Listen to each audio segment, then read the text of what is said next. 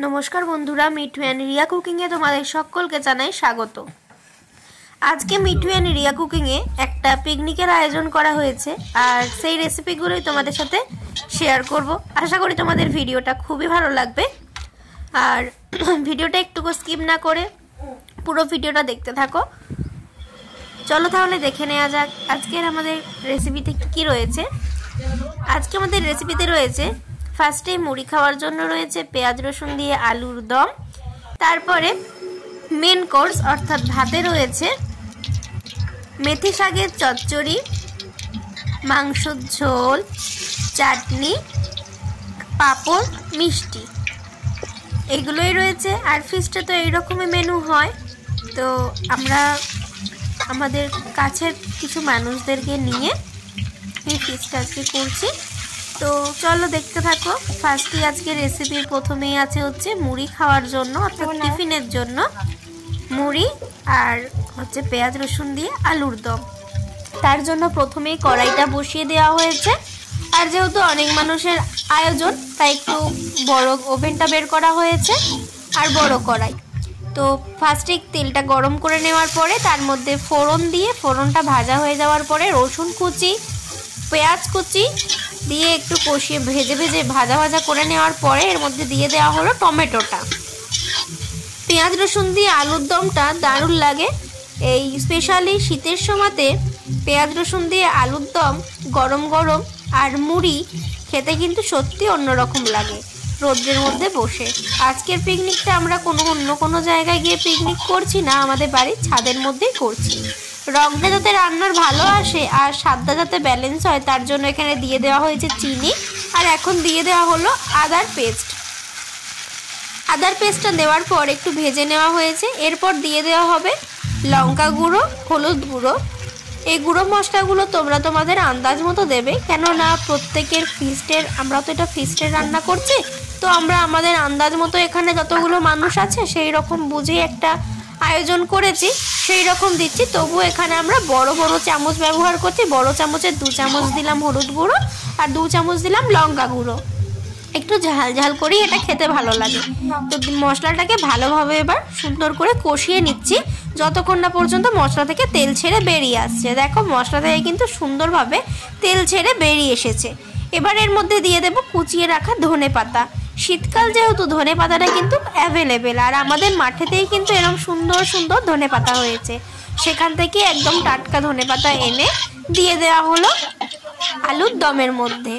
এবার প্রেসার থেকে আলুটাকে বের করে নেব। প্রেসারের মধ্যে আলুটাকে আগে একটা সিটি দিয়ে সিদ্ধ করে রাখা হয়েছে যাতে রান্নাটা খুব তাড়াতাড়ি হয়ে যায়। আর ফিস্টের ব্যাপার বুঝতেই পারছো, বাচ্চা কাচ্চা সমস্তই আছে, তো রান্নাটা তাড়াতাড়ি করে কিন্তু করতেই হবে। তো তার জন্য টিফিনটা তাড়াতাড়ি করার জন্য আলুটাকে সিদ্ধ করে নেওয়া হয়েছে, তাহলে রান্নাটা খুব তাড়াতাড়ি হয়ে যাবে। এবার এখানে আলুটাকে দিয়ে দেওয়া হলো। দেওয়ার পরে আলুটাকে এবার ভালোভাবে মশলার সাথে মিক্স করে নিতে হবে। দেখতেই পাচ্ছ সুন্দর করে কিন্তু মিক্স করা হয়ে গেছে আর রংটা কিন্তু খুব সুন্দর এসছে। এবার এখানে দিয়ে দেওয়া হচ্ছে স্বাদ মতো লবণ। আলুর দমটার কালারটা দেখে তোমরা বুঝতেই পারছো যে কতটা টেস্টি হয়েছে। আলুর দমটা কিন্তু এখন প্রায় হয়ে গেছে। এবার ওপর থেকে একটু গরম মশলা ছিটিয়ে দিলেই রেডি হয়ে যাবে আমাদের পেঁয়াজ রসুন দিয়ে আলুর দম। এটা রুটি, লুচি, পরোটা, মুড়ি অথবা ফ্রাইড রাইসের সাথেও কিন্তু খুবই ভালো লাগবে।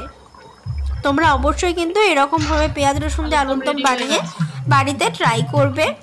এই প্রসেসে রেডি হয়ে গেছে আমাদের পেঁয়াজ রসুন দিয়ে আলুর দম। আর এদিকে দেখো সবাই বসে কিন্তু কাটাকাটিগুলো করছে আর আমার মাই আজকে রান্না করছে। তো মিঠু এন্ড রিয়া কুকিংয়ে আজকে একটা অন্যরকম ভিডিও তোমরা দেখতে পাচ্ছ। ভিডিওটা তোমাদের কেমন লাগলো অবশ্যই কিন্তু কমেন্ট করে জানাতে ভুলবে না। তোমাদের এক একটা কমেন্ট আমাদেরকে অনেক বেশি উৎসাহিত করে ভিডিও বানাতে। এবার আলুর দমটাকে তুলে নেওয়া হচ্ছে। এবার আমরা একে একে সবাই মিলে মুড়ি খেতে বসবো। এই হলো আমাদের আলুর দমের ফাইনাল লুক। দেখতেই পাচ্ছ কতটা সুন্দর হয়েছে দেখতে। আর এই যে মুড়ি আর তার উপর দিয়ে দেওয়া হলো আলুর দম আর আছে হচ্ছে মিষ্টি। তো মিষ্টিটা পরেই নেওয়া হয়েছে, সেটার ভিডিও শেয়ার করা হয়নি। মুড়ি, আলুর দম আর মিষ্টি এটা হচ্ছে আমাদের টিফিন। তো চলো খাওয়াটা হয়ে যাক, তারপর ফিরে আসছি। দেখো এখানে এখন ভাত বসানো হবে, তার জন্য জলটাকে ফার্স্টে বসিয়ে দেওয়া হলো। আর গ্যাসে ভাত করলে এরকমভাবে জলটা যখন একটু গরম হয়ে যাবে তখন ভাতটাকে দিয়ে একবার ফুটে উঠলে গ্যাসটা থেকে ভাতটাকে নামিয়ে দিয়ে তারপর বাকি রান্নাগুলো করে লাস্টে ভাতটাকে আবার গরম করে নেবে। দেখবে কিন্তু ভাতটা একদম সুন্দর ঝরঝরে হয়। আর এদিকে মাংসটাকে বৌদি পরিষ্কার করে নিচ্ছে। মাংস পিস করতে হবে। এখানে মোট 7.5 কেজি মাংস রয়েছে, মুরগির মাংস।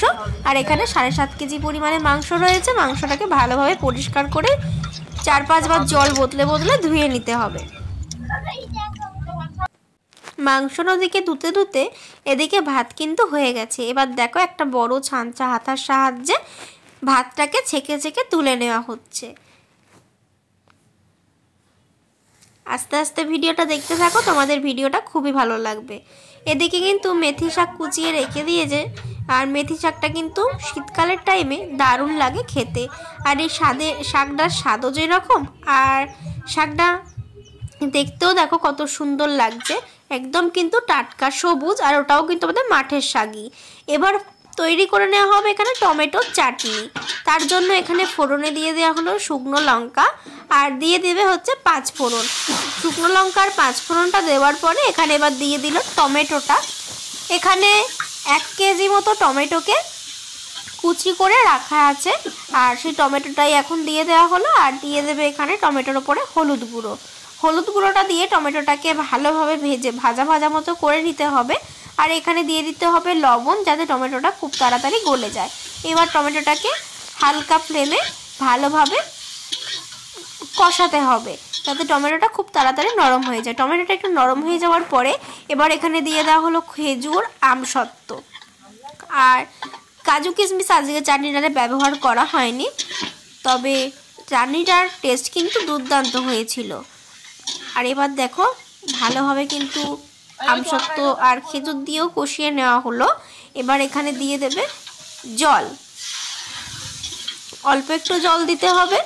জল না দিলেও হবে, অল্প একটু দিলেও হবে, যেহেতু বড় গ্যাসের মধ্যে করা হচ্ছে তো তার জন্য জলটা একটু দিতে হলো, কেননা না হলে নিচে লেগে যাবে বলে। সমস্ত চাটনিটাকে ভালোভাবে মিক্স করে নেওয়ার পরে এবার এখানে দিয়ে দেওয়া হচ্ছে চিনি। তোমরা যদি চাও যেখানে জল ব্যবহার একদমই করবে না, নাও করতে পারো, একদম ডাইরেক্ট চিনিটা দিয়ে দেবে। তাহলে চিনিটা গলে যাওয়ার পরেও কিন্তু চিনিটা থেকে জলটা সৃষ্টি হবে, তাতেই কিন্তু টমেটোটা ভালোভাবে সিদ্ধ হয়ে যাবে। এদিকে দেখো এখন পাঁপড়গুলোকে টুকরো টুকরো করে নেওয়া হচ্ছে। পাঁপড়গুলো ভাজা হবে বলে, যেহেতু এত বড় বড় পাঁপড় ভাজা যাবে না, অসুবিধা হবে ভাজতে, তার জন্য পাঁপড়গুলোকে এরকমভাবে টুকরো টুকরো করে নিতে হবে। 4 ভাগ করে করে নেওয়া হচ্ছে।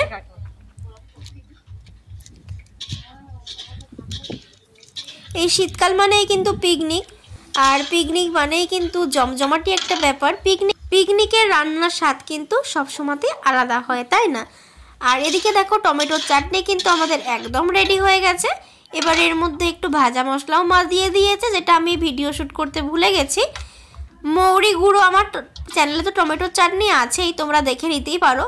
মৌরি, জিরে এগুলোকে দিয়ে একটা ভাজা মশলা বানাতে হয়, সেটা দিয়ে নিয়েছে, তার চাটনির টেস্টটা আরও ভালো হয়। আর চাটনিটাকে এখন ঢেলে রেখে দিয়েছে। আর এদিকে দেখো সমস্ত সবজি টবজি যা যা লাগবে আর কি সমস্ত কিন্তু কেটে কুটে রেডি হয়ে গেছে।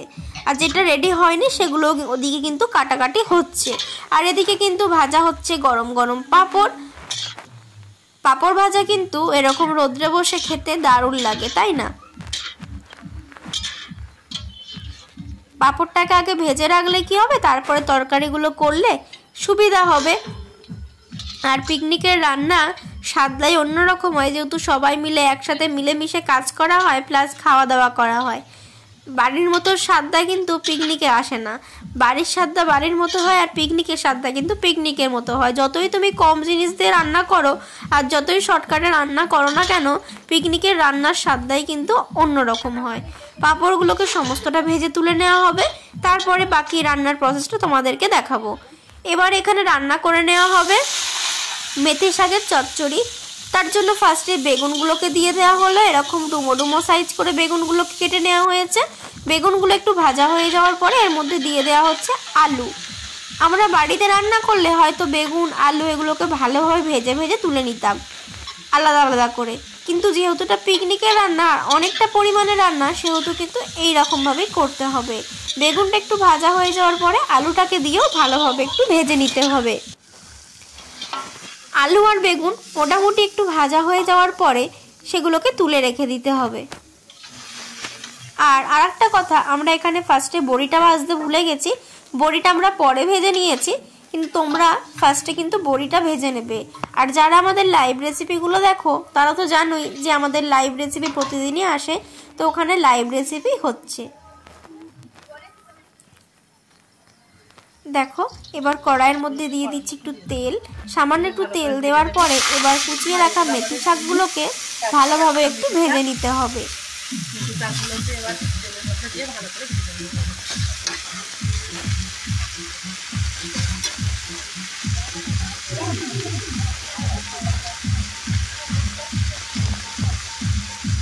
সমস্ত মেথি শাকটা এখানে দিয়ে নেওয়া হয়ে গেছে। এবার মেথি শাকটাকে ভালোভাবে নাড়াচাড়া করে করে এটাকে ভালোভাবে একটু ভাজা ভাজা মতো করে নিতে হবে। দেখো তোমরা দেখে বুঝতেই পারছো শাকটা কিন্তু অনেকটা পরিমাণে কমে গেছে। এবার শাকটাকে হালকা একটু ভাজা হয়ে গেছে, এবার শাকটাকে আমরা তুলে নেব। আমরা কিভাবে রান্নাটা করছি সেটা তোমরা দেখো, তোমাদেরও ভালো লাগবে। শীতকালে অনেক রকমের শাক সবজি পাওয়া যায়, তার মধ্যে অন্যতম একটা শাক হচ্ছে এই মেথি শাক। এই মেথি শাক দিয়ে তোমরা কিন্তু সারা বছরের জন্য কাসুরি মেথি তৈরি করে রাখতে পারো ভালোভাবে শুকিয়ে। তোমরা যদি চাও সেটা কিভাবে বানাতে হয় আমরা অবশ্যই তোমাদেরকে বানিয়ে দেখিয়ে দেব। এবার এখানে তেল দিয়ে দেওয়া হয়েছে, আর আমরা বলেইছিলাম যে বড়িটা ভাজতে ভুলে গেছিলাম, তার জন্য বড়িটাকে এখন দিয়ে নেওয়া হলো। বড়িটাকে এবার ভালোভাবে লাল লাল করে ভেজে নেওয়া হবে। বড়িটা লাল লাল করে ভাজা হয়ে গেছে, এবার বড়িটাকেও আমরা তুলে নেব তেল থেকে।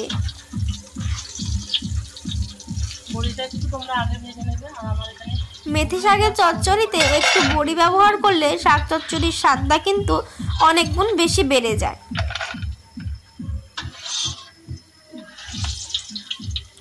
মিঠু অ্যান্ড রিয়া কুকিং এর এই পিকনিকটা তোমাদের কেমন লাগলো অবশ্যই কিন্তু কমেন্ট করে জানাবে। এবার শাকের চচ্চড়িটা বানানোর জন্য ফোড়নে দিয়ে দেওয়া হলো জিরে, শুকনো লঙ্কা, তেজপাতা। তবে জিরের পরিবর্তে তোমরা পাঁচ ফোড়নও ব্যবহার করতে পারো। যেহেতু আমরা সমস্ত উপকরণগুলো ছাদের মধ্যে বয়ে বয়ে আনতে হয়েছে, তাই পাঁচ ফোড়ন আনতে ভুলে গেছি, যার জন্য পাঁচ ফোড়নটা স্কিপ করে জিরেই দিলাম আমরা। জিরে দিলেও কিন্তু স্বাদ ভালোই হয়। আর এবার দিয়ে দিলাম এখানে আদা বাটা। আদাটা একটু ভেজে নেওয়ার পর এখানে দিয়ে দেওয়া হলো হলুদ গুঁড়ো, আর দিয়ে দেওয়া হচ্ছে লঙ্কার গুঁড়ো। এখানে 1.5 চামচ মতো হলুদ গুঁড়ো ব্যবহার করা হয়েছে, আর 1 চামচ মতো লঙ্কা গুঁড়ো ব্যবহার করা হয়েছে। আর দিয়ে দেওয়া হলো একটু চিনি। দেওয়ার পরে ভালোভাবে মশলাটাকে সুন্দর করে কষিয়ে নিতে হবে। সবাই কাটছে।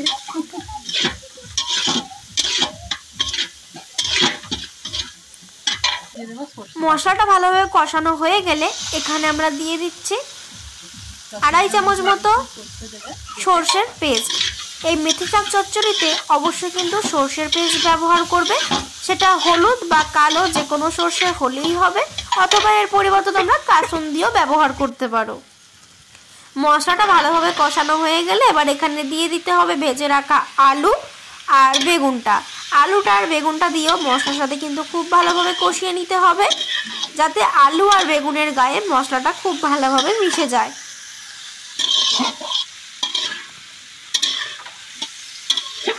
আলু আর বেগুনটা দিয়ে মশলাটা ভালোভাবে কষানো হয়ে গেলে এবার এর মধ্যে দিয়ে দিতে হবে ভেজে রাখা মেথির শাকগুলো। আর দেখো কত সুন্দর দেখতে লাগছে, তাই না? আর যেহেতু শাকটা ভেজে নেওয়া হয়েছে তার জন্য সবজিগুলো দেখে মনে হচ্ছে যে শাকের থেকে সবজিটা বেশি হয়ে গেছে। সত্যিই প্রথমে আন্দাজ পাওয়া যায়নি যে শাকটা এতটা কমে যাবে বলে। সবজিটা একটু বেশি হয়ে গেছে, তবে চচ্চড়িটা কিন্তু খেতে দুর্দান্ত হয়েছিল। এবার ভালোভাবে কষানো হয়ে যাওয়ার পরে এখানে দিয়ে দিতে হবে জল। খুব বেশি জল দেওয়ার দরকার নেই, আলুটা সিদ্ধ হবে, শাকটা সিদ্ধ হবে, এই রকম বুঝেই তোমরা জলটা দেবে। জলটা দিয়েও ভালোভাবে কিন্তু সমস্ত সবজিটাকে ভালোভাবে মিক্স করে নিতে হবে। এবার আমরা এখানে দিয়ে দেব স্বাদ মতো লবণ। লবণ ছাড়া তো রান্নার স্বাদটাই অসম্পূর্ণ, তাই না? যত সুন্দর করে রান্না করা যাক না কেন, লবণ ছাড়া কোনো রান্নার স্বাদই হয় না, মুখে দেওয়া যায় না। তো সমস্ত সবজিটা ভালোভাবে এখানে সিদ্ধ হয়ে গেছে। সমস্ত সবজিটা সিদ্ধ হয়ে যাওয়ার পরে এবার এখানে দিয়ে দিতে হবে বড়িটা। বড়িটা যদি আগে দেওয়া হতো তাহলে কিন্তু বড়িটা গলে যেত। এই সময়তেই কিন্তু বড়িটা দিতে হবে, আর বড়িটা দেওয়ার পর একটু মিক্স করে নেওয়ার পরেই শাক চচ্চড়িটাকে নামিয়ে নিতে হবে। রেডি হয়ে গেল আমাদের মেথি শাকের চচ্চড়ি। আর এদিকে দেখো মিষ্টি কিন্তু এনে একদম হাজির। আর মিষ্টি এখানে রয়েছে, আর ওদিকে রয়েছে হচ্ছে সন্দেশ, অর্থাৎ এটা হচ্ছে এখানে রয়েছে রসগোল্লা, আর ওদিকে রয়েছে সন্দেশ। তেলটা গরম হওয়া পর্যন্ত ওয়েট করব। তেলটা দেখো ভালোভাবে গরম হয়ে গেছে। এবার শুকনো লঙ্কা, তেজপাতা আর গোটা জিরে দেওয়া হলো ফোড়নে। ফোড়নটা একটু ভাজা হয়ে যাওয়া পর্যন্ত ওয়েট করব। ফোড়নটা হালকা একটা কালার আসার পরে এর মধ্যে দিয়ে দিতে হবে রসুন বাটা। এখানে পরিমাপটা তো অ্যাকচুয়ালি ভেবে বলা যাবে না, কেননা তোমরা যতটা পরিমাণ মাংস রান্না করবে ঠিক ততটা পরিমাণেই পরিমাপ নেবে। তবে আমি এখানে একটা ছোট বাটির হাফ বাটি রসুন বাটা ব্যবহার করলাম এখানে আমার জন্য। তো রসুনটাকে ভালোভাবে ভেজে নিচ্ছি। আর এবার দিয়ে দিচ্ছি পেঁয়াজ কুচি। পেঁয়াজটাকেও ভালোভাবে কুচি করে নেওয়া হয়েছে। পেঁয়াজ কুচিটাকেও ভালোভাবে তেলের মধ্যে মিশিয়ে দিয়ে ভালোভাবে ভেজে নিতে হবে। পেঁয়াজ রসুন দুটোই কিন্তু সুন্দর করে ভাজতে হবে বেশ সময় নিয়ে। দেখো পেঁয়াজটা কিন্তু অনেকটা গলে গেছে। এবার এর মধ্যে দিয়ে দিতে হবে চিনি। চিনি দিলে যেমন স্বাদদার ব্যালেন্স হবে, ঠিক তেমনি রান্নায় কিন্তু একটা সুন্দর কালার আসবে এরকম তেলের ওপরে চিনিটা দিলে। তোমরা আর একটা কাজ করতে পারো, তেলের ওপর কিন্তু কাশ্মীরি রেড চিলি পাউডারটা দিয়ে তারপরেও কিন্তু সবজিগুলো দিয়ে ভাজতে পারো, তাহলেও কিন্তু চিকেনে খুব সুন্দর একটা কালার আসবে। এবার এখানে ক্যাপসিকাম দিয়ে দিয়েছি, আর দিয়ে দিচ্ছি ধনে পাতার যে ডাঁটা ডাঁটা অংশগুলো থাকে ওই ডাঁটা অংশগুলোকে কেটে আলাদা করে রেখেছি, আর পাতাগুলোকে আলাদা করে রেখেছিলাম ওই ডাঁটাগুলো দিয়ে দিলাম। আর দিয়ে দিলাম টমেটো। আর ধনে পাতার পাতার অংশটা আমরা পরে ব্যবহার করব। দেওয়ার পরে সমস্ত সবজিগুলোকে ভালোভাবে এখানে ভেজে নিতে হবে। শীতকালেতে এরকম সবাই মিলে জমজমাট করে পিকনিক করতে বেশ ভালো লাগে, তাই না বলো? আর যেহেতু পিকনিক করছি ভাবলাম চলো তাহলে আমার বন্ধুদের সাথে শেয়ার করি যে পিকনিকে কিভাবে চিকেন কষাটা বানালে একদম পারফেক্টভাবে তৈরি হবে আর খুব কম সময়েও তৈরি হয়ে যাবে। তোমাদের সাথে কথা বলতে বলতে অনেকটা সবজিটা ভাজা হয়ে গেছে। এবার এর মধ্যে দিয়ে দিলাম পরিমাণ মতো আদা বাটা। এবার একে একে সমস্ত গুঁড়ো মশলাগুলো দিয়ে দেব। এখানে দিয়ে দিচ্ছি ধনে গুঁড়ো, তারপরে দিয়ে দেব জিরে গুঁড়ো। আর এই গুঁড়ো মশলাগুলো দেওয়ার সময় গ্যাসের ফ্লেম কিন্তু একটু লো রাখবে, তা না হলে কিন্তু মশলা ধরে যাওয়ার চান্স আছে। সমস্ত গুঁড়ো মশলাগুলো দেওয়ার পরে একটু কষিয়ে নিচ্ছি আবারও, আর যাতে নিচে থেকে লেগে না যায় তার জন্য একটু জল দিয়ে দিলাম। দেখো ভালোভাবে কিন্তু সবজিগুলো সিদ্ধ হয়ে গেছে প্রায় অনেকটাই। এবার আমরা এর মধ্যে দিয়ে দেব হলুদের গুঁড়ো আর লঙ্কার গুঁড়ো। এখানে আমরা আমাদের পরিমাণ মতো হলুদ গুঁড়ো লঙ্কা গুঁড়ো ব্যবহার করছি। তোমরা যতটা পরিমাণ মাংস নেবে ঠিক ততটা পরিমাণ হলুদ গুঁড়ো লঙ্কা গুঁড়ো ব্যবহার করবে। ঝালটা তোমরা তোমাদের পরিমাণ মতো দেবে। আর পিকনিকে কিন্তু চিকেন কষাটা যেভাবেই বানাও না কেন খেতে কিন্তু অন্যরকম লাগে, তাই না বলো? বাড়িতেও তুমি একই রকম প্রসেসে বানিয়ে খাবে কিন্তু অতটা কিন্তু স্বাদ লাগে না। পিকনিক করে রান্না করে খাওয়ার মজাটাই কিন্তু আলাদা। পিকনিকে যেহেতু সবাই একসাথে রান্না করে খাওয়া হয়, রান্নার স্বাদটা কিন্তু বহুগুণ বেড়ে যায়। এবার একটু জল দিয়ে দিয়েছি। দেওয়ার পরে মশলাটাকে ভালোভাবে কষিয়ে নিয়েছি, আর দেখো তেল ছেড়ে কিন্তু বেরিয়ে এসছে। এবার ধুয়ে রাখা চিকেনের পিসগুলো এর মধ্যে দিয়ে দিচ্ছি। চিকেনের পিসগুলো দেওয়ার পরে এবার চিকেনের পিসগুলোকে মশলার সাথে ভালোভাবে কষিয়ে নিতে হবে। আর এই মাংসটায় আমরা যেহেতু কষা বানাবো খুব বেশি জলের ব্যবহার করব না। এই চিকেনটা সিদ্ধ হতে হতে যে জলটা বেরোবে ওই জলটাতেই কিন্তু চিকেন রান্নাটা হয়ে যাবে। তোমরা দেখতে পাবে, দেখো প্রায় 10 মিনিট ধরে কষানোর পরে চিকেন থেকে কিন্তু অনেকটা পরিমাণে জল ছেড়ে বেরিয়ে এসছে। এবার এর মধ্যে দিয়ে দিতে হবে স্বাদ মতো লবণ। লবণ ছাড়া তো রান্নার স্বাদই বোঝা মুশকিল, কোনো স্বাদই লাগবে না, তাই না? লবণটা কিন্তু একটু সাবধানে বুঝে শুনে দেবে। লবণটা দেওয়ার পরেও চিকেনটাকে ভালোভাবে 10-15 মিনিট মতো কষিয়ে নেব।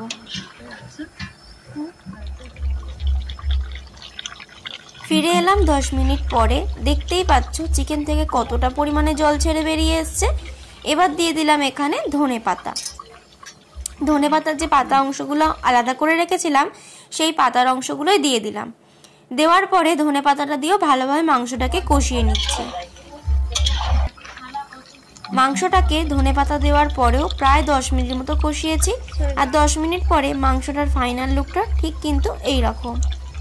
এবার তারপরে আমরা ভেজে রাখা আলুর টুকরোগুলোকে দিয়ে দিয়েছি মাংসর মধ্যে, আর পরিমাণ মতো জল দিয়ে দিয়েছি, যতটা পরিমাণ ঝোল আমাদের প্রয়োজন ততটা। এবার এটাকে ভালোভাবে ফুটিয়ে নেব। দেখো মাংসটা কিন্তু খুব সুন্দরভাবে ফুটছে। এবার এর মধ্যে দিয়ে দিতে হবে গরম মশলার গুঁড়ো। গরম মশলার গুঁড়োটা এখানে দেওয়ার পর ভালোভাবে এটাকে মিক্স করে নেব। তাহলেই রেডি হয়ে গেল আমাদের পিকনিক স্পেশাল চিকেনের ঝোল।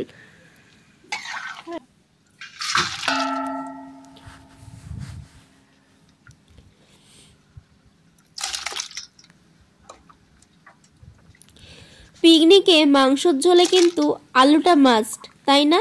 আর যেহেতু ডাল করা হয়নি তার জন্য কিন্তু চিকেনটা একটু ঝোল ঝোল করা হয়েছে। খুব বেশি ঝোল না হলেও মেখে খাওয়া যাবে, ঠিক এই রকমের গ্রেভি রাখা হয়েছে। তো এখানে 3 জায়গার মধ্যে মাংসটা ঢেলে রাখা হলো। আর এবার পরিবেশনের পালা। তার জন্য মা এখানে প্রথমেই ভাত নিয়ে নিচ্ছে। আর ফার্স্ট ব্যাচ তো বসেই গেছে, তোমাদেরকে দেখাচ্ছি দাঁড়াও। এই যে সবাই এখানে খেতে বসেছে। সবাই বলতে এই ছাদের মধ্যে যতটুকু ধরে ততটুকু, পরে পরে আবার এসে সবাই বসেছিল। তো সবাইকে এখন মা ভাত দিয়ে দিচ্ছে। আর তোমরা দেখতে থাকো, তোমাদের খুবই ভালো লাগবে।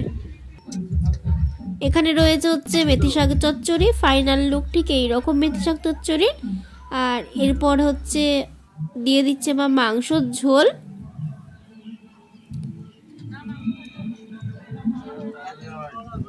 আর এখানে খেতে বসেছে কারখানার কাকুরা।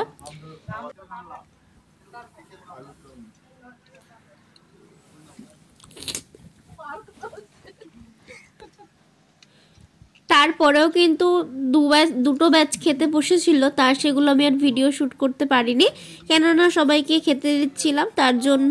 তো তোমাদের আজকের ভিডিওটা কেমন লাগলো অবশ্যই কিন্তু কমেন্ট করে জানাবে।